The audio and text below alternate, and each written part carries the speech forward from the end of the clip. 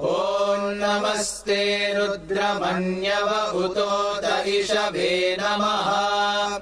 नमस्ते अस्तु धन्वने बाहुभ्यामुत ते नमः। यात इषुः शिवतमा शिवम् बभूव ते धनुः। शिवा शरव्यायातवतया नो रुद्रमृडया।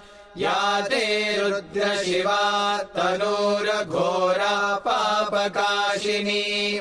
तया नस्तनुवाशन्तमया गिरिशन्ताभिचाकशीः।